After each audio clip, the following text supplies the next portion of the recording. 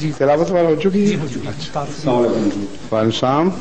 میں عبدالواحد صاحب جو سلاؤ سے تشریف لائے ہیں ان سے التماس کروں گا کہ وہ یہاں تشریف لائیں اور اپنا سوال کریں.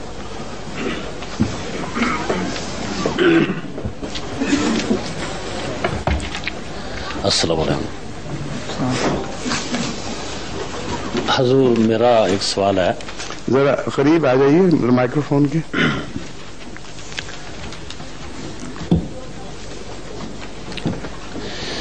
جو اسلام اللہ رب العزت نے وحی کے ذریعے حضور نبی کریم صلی اللہ علیہ وآلہ وسلم تک پہنچایا،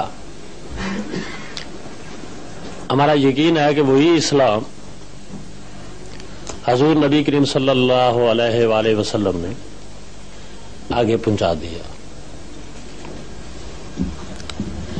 اب ہم تک جو اسلام پہنچا ہے وہ براہ راست حضور نبی کریم صلی اللہ علیہ وآلہ وسلم کے وسیلے سے نہیں پہنچا، مختلف ایجنسیوں کے ذریعے ہم تک پہنچا، جس میں صحابہ کرام یا دیگر جو تابعین ہیں ان کا کردار ہے. اگر یہ اسلام وہی ہم تک جو رسول اللہ صلی اللہ علیہ وآلہ وسلم کو اللہ تعالیٰ کی طرف سے ملا تھا، اگر یہ وہی اسلام جو آج جس پر ہم گامزن ہیں اگر وہی ہے تو پھر اس میں اختلافات کیوں ہیں، وہ فرقے کیوں ہیں؟ اگر وہ نہیں ہے. میں سمجھ گیا ہوں بات آپ کی. آپ کا جو سوال ہے وہ کچھ مزید واضح کرنا چاہیے. آپ نے جو فرمایا نا کہ براہ راست ہمیں نہیں پہنچا، تو اب 1400 سال تو ہو چکے ہیں، براہ راست آپ کو کیسے پہنچ سکتا تھا؟ بالکل بے شک یہ سلسلہ بہ سلسلہ بات آگے بڑھتی ہے. صرف یہ دیکھا جاتا ہے کہ اس دوران جب کہ بات مختلف زمانوں میں مختلف لوگوں کی وساطت سے آگے بڑھی، اس میں انسانی عمل دخل تو نہیں ہو گیا کہیں، یہ ہے صرف سوال جو اٹھتا ہے. لیکن وہ کتاب جو آن حضرت صلی اللہ علیہ وسلم کے زمانے ہی میں تحریر میں آ گئی اور جس پر کثرت سے دوسرے گواہ بھی بن گئے، حفظ بھی کروائی گئی، اور کثرت سے صحابہ حفاظ پیدا ہوئے کہ ایک موقع پر ایک ہی اس میں سریہ میں 70 حفاظ قرآن شہید ہوئے تھے. جس کا مطلب یہ ہے کہ اس وقت رسول اللہ صلی اللہ علیہ وسلم کے زمانے میں صرف تحریر پر اکتفا نہیں کی جاتی تھی، بلکہ کثرت کے ساتھ قرآن حفظ کرنے کا رواج تھا. جب حضرت عثمان رضی اللہ تعالیٰ عنہ نے یہ دیکھا کہ بعض قبیلے اپنی قرات میں قرآن کریم کو کچھ اختلاف سے پڑھ رہے ہیں، تو اس وقت آپ نے جو تحریریں تھیں ان کو اکٹھا کروایا اور حفاظ کی گواہیاں ساتھ لگائیں. اور چونکہ اس زمانے میں اعراب نہیں لگا کرتے تھے، زیر زبر پیش وغیرہ، اس لیے اس کی ضرورت پیش آئی کہ حفاظ سے کی مدد سے قرآن کریم کی قرات کے متعلق قطعی طور پر فیصلہ کر لیا جائے. یہ وہ قرات تھی جس کو آن حضرت صلی اللہ علیہ وسلم کی تائید حاصل تھی. یعنی آپ نے جس طرح جبرائیل سے سنا وہ اس طرح تھا. اس کو مصحف عثمان کہا جاتا ہے. بس جو مصحف عثمان ہے وہ بین ہی وہی ہے جو آن حضرت صلی اللہ علیہ وآلہ وسلم نے بیان فرمایا کہ اس طرح جبرائیل نے مجھے اللہ کا پیغام پہنچایا. سمجھ گئے ہیں؟ اس لیے جو واسطے پڑے ہیں بعد میں، وہ واسطے صرف ایسے ہیں جیسے ایک کتاب کے ری پرنٹ ہو رہے ہوں، اور ری پرنٹ کے واسطے چاہے لاکھ ہو جائیں اس سے فرق ہی نہیں پڑتا، اصل اسی طرح رہتا ہے. اب رہا اختلاف کا مسئلہ، تو قرآن کریم کے متعلق جو اس وقت امت میں اختلاف پائے جاتے ہیں، ان اختلافات کی بنیاد اس بات پر نہیں ہے کہ بعض کہتے ہیں قرآن کریم یہ ہے اور بعض کہتے ہیں وہ ہے. ان اختلافات کی بنیاد انہی آیات پر جن کو سب قرآن کی آیات تسلیم کرتے ہیں ان کے معنی سمجھنے میں ہے.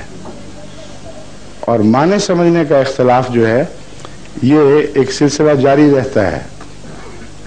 یہ تو صرف الہی کلام سے نہیں، دنیا میں مصنفین کے کلام سے بھی ان کی وفات کے بعد، شعراء کے کلام سے ان کی وفات کے بعد اختلاف شروع ہو جاتا ہے کہ ان کا یہ مطلب تھا یا یہ مطلب تھا۔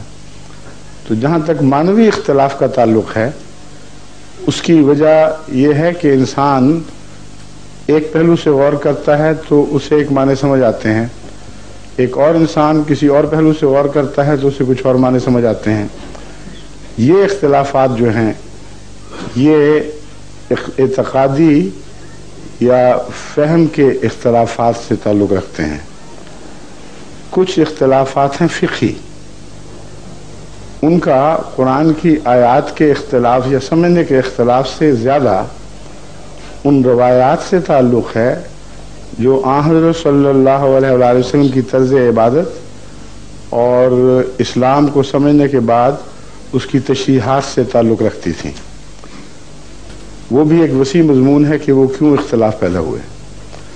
بس یہ لازم تھا کہ محمد رسول اللہ صلی اللہ علیہ وآلہ وسلم کے وصال کے بعد جو وقت گزرتا امت میں کچھ اختلاف ضرور پیدا ہوتے، قرآن کی تبدیلی کی وجہ سے نہیں بلکہ اس کو سمجھنے کے اختلاف کی وجہ سے، یا اعمال بجا لانے کی طرز کے تعلق میں۔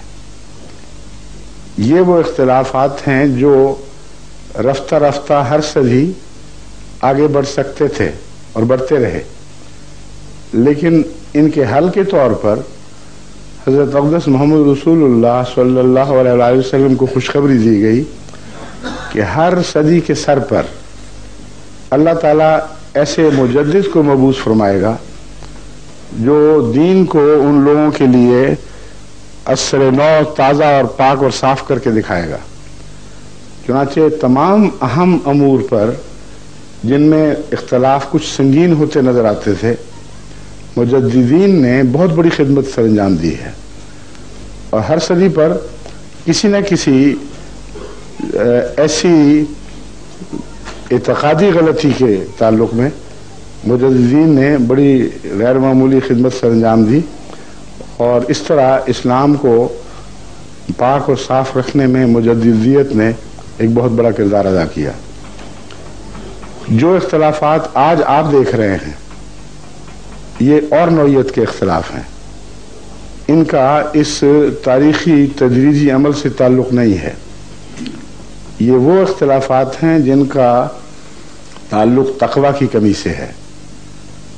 جو اختلافات دیانتداری سے ہوں، ایک زاویے سے مضمون کو دیکھنے سے یا دوسرے زاویے کو سے دیکھنے سے ہوں، ان اختلافات سے کوئی نقصان نہیں پہنچا کرتا، بلکہ انسانی ذہن ترقی کرتا ہے، اور اختلافی مسائل میں جو مشق ہوتی ہے اس سے نئے نئے گوشے سامنے آتے ہیں۔ چنانچہ اس کی مثال آپ نے دیکھنی ہو تو مفسرین کی اکثر بحثیں ایسی ہیں جن میں اختلاف کے باوجود فساد نہیں ہے۔ بڑی بڑی عظیم کتابیں لکھی گئی ہیں۔ حضرت امام رازی کی جو تفسیر کبیر ہے وہ تفسیر کی مضمون میں حرف آخر سمجھی جاتی ہے، اور کثرت سے وہ اختلافات کا ذکر فرماتے ہیں، لیکن ان اختلافات کے نتیجے میں عقل سیکل ہوتی ہے، امکانات ابھرتے ہیں سامنے، لیکن فساد پیدا نہیں ہوتا۔ آپ کو جو اختلاف تکلیف دہ محسوس ہو رہا ہے وہ آج امت کا ایسا اختلاف ہے جس نے امت کو پارا پارا کر دیا ہے، جس نے ملی وحدت کو توڑ دیا ہے، اور اختلاف وہ ہے جو دراڑیں بن گیا ہے۔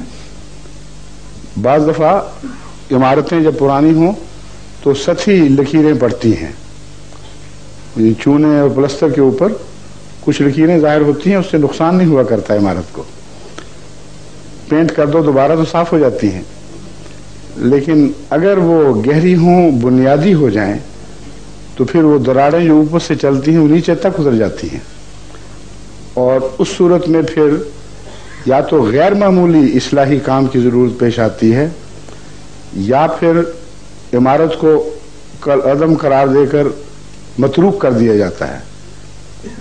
یہ جو اختلاف ہے اس قسم کا، یہ پہلی امتوں میں ہمیں ملا تبھی شریعتیں بدلی، لیکن قرآن کریم نے یہ خوشخبری دی کہ قرآن کریم کی تعلیم چونکہ بذات خود محفوظ رہے گی، اس لیے ایسا اختلاف دائمی طور پر امت میں پیدا نہیں ہوگا جو قرآن کو متروک کرنے پر مجبور کرے۔ یہ کتاب حفاظت یافتہ ہے اور حفاظت کر سکتی ہے۔ اس خوشخبری کے نتیجے ہی میں مہدویت اور مسیحیت کا تصور سامنے آتا ہے۔ ایک عرصے تک امام جو مجددین تھے وہ اختلافات کا حل کرتے رہے، لیکن جب ایسی نوعیت آ گئی کہ مسلمان سے ایسے لڑ پڑا گویا ایک امت کا جز نہیں رہے، تو یہ قطعی بات ہے کہ یہ اختلاف بنیاد کو پھاڑ نہیں سکا، یعنی قرآن وہی رہا ہے، قرآن میں کوئی تبدیلی نہیں کر سکا۔ بس قرآن کی بنیاد پر اثر نو اوپر کے خطرناک اختلافات کو دور کرنا، یہ جس امام کے سپرد اللہ تعالیٰ نے فرمانا تھا اسی کا نام مہدی ہے اور اسی کا نام مسیح ہے۔ اس کا ثبوت احادیث میں یوں ملتا ہے کہ جہاں مہدی اور مسیح کے آنے کی غرض و غایت بیان فرمائی ہے وہاں اس کا حکم عدل ہونا بیان فرمایا ہے، یعنی مہدی بھی حکم عدل بیان کیا گیا ہے اور مسیح کو بھی حکم اور عدل بیان کیا گیا ہے۔ اور اس کی تشریح میں رسول اللہ صلی اللہ علیہ وسلم فرماتے ہیں کہ وہ امت کے اوپر انصاف کی کرسی پر بیٹھے گا اور اللہ تعالیٰ سے حاصل کردہ ہدایت کی روشنی میں ان کے اندر اختلافات کو حل کرے گا، اور اثر نو اسلام کے ایک نئے مؤثر تحریک بننے میں وہ ایک بہت اہم کردار ادا کرے گا۔ یہ وہ مضمون ہے جو اختلافات کا ہے۔ بس اختلافات کی جو موجودہ صورت ہے اس کا قرآنی اختلاف سے تعلق نہیں ہے، اس کا تعلق اس رکھنے سے ہے جسے ہم تقویٰ کی کمی کہتے ہیں۔ جب تقویٰ کی کمی پیدا ہو جائے تو وہ اختلاف جو پہلے بزرگ ایک بڑے حوصلے سے ایک دوسرے کے برداشت کرتے رہے، وہ اختلاف برداشت کرنے کا حوصلہ اٹھ جاتا ہے، پھر کفر کے فتوے، پھر دائرہ اسلام سے خارج ہونے کے فتوے چلتے ہیں، پھر ایک فرقہ دوسرے فرقے کے خون کو مباح قرار دیتا ہے، اس کا قتل جائز ہے، پھر یہ معاملہ آگے بڑھ کر یہاں تک فتوے جاری کیے جاتے ہیں کہ یہ فرقہ اگرچہ مسلمان کہلاتا ہے مگر سکھوں ہندوؤں، یعنی معاف کرنا میں سکھوں کا لفظ اس لیے بول رہا ہوں کہ ہمارے سامنے ایک سکھ بزرگ بیٹھے ہوئے ہیں، اس کی تائید میں نہیں میں کہہ رہا، میں بتا رہا ہوں کہ جب یہ فکریں پڑھیں گے تو اس کے پس منظر ان کو علم ہو۔ قرآن یہ تعلیم نہیں دے رہا جو وہ باتیں کرتے ہیں، مگر یہ باتیں ان کے جھوٹے ہونے کی ثبوت ہے۔ وہ کہتے ہیں وہ لوگ جو کتاب پر ایمان لے آئے، جو محمد رسول اللہ صلی اللہ علیہ وسلم پر ایمان لے آئے، ان کا چونکہ یہ عقیدہ ہماری اس تشریح کے خلاف ہے جو ہم قرآن کی سمجھتے ہیں، اس لیے ان کا ایمان سکھوں، ہندوؤں، مشرکوں، عیسائیوں، یہودیوں اور سب سے بدتر ہے۔ یعنی اسلام اگر کہیں ان کو دکھائی دیتا ہے تو اسلام سے باہر دکھائی دیتا ہے، اور اسلام کے اندر ہر فرقہ دوسرے فرقے کو اسلام سے اس طرح بے تعلق دیکھتا ہے جیسے اس کا دور کا بھی اس سے تعلق نہیں رہا، جبکہ جو باہر کے دائرے میں رہنے والے لوگ ہیں وہ ان کو نسبتاً زیادہ مسلمان دکھائی دینے لگتے ہیں۔ یہ وہ افتراق ہے جو ملت واحدہ کو پارا پارا کر دیتا ہے۔ ایسے افتراق کے وقت حضرت اقدس محمد رسول اللہ صلی اللہ علیہ وسلم کے ارشاد کے مطابق مسیحیت کی ضرورت پیش آتی ہے، مہدویت کی ضرورت پیش آتی ہے۔ الہی مدد کے بغیر، اللہ تعالیٰ سے رہنمائی حاصل کیے بغیر یہ اختلافات از خود حل نہیں ہوا کرتے۔ اس مضمون کو ظاہر فرمانے کے لیے حضرت صلی اللہ علیہ وسلم نے یہود کی مثال دے کر ہمیں سمجھایا۔ آپ نے فرمایا ایک ایسا زمانہ آئے گا جبکہ میری طرف منسوب ہونے والی امت یہود کے اسی طرح مشابہ ہو جائے گی جیسے ایک جوتی دوسری جوتی کے برابر ہوتی ہے، اور جو اگر وہ 72 فرقوں میں بٹے تھے تو یہ امت بھی 72 فرقوں میں بٹ جائے گی۔ یہ بیان کرنے کے بعد ساری حکمت واضح فرما دی کہ جب یہود 72 فرقوں میں بٹ چکے تھے تو جو ان کا آسمانی علاج کیا گیا ویسے ہی آسمانی علاج اس امت کا ہوگا تو بچے گی۔ اور وہ آسمانی علاج کیا تھا؟ مسیحیت۔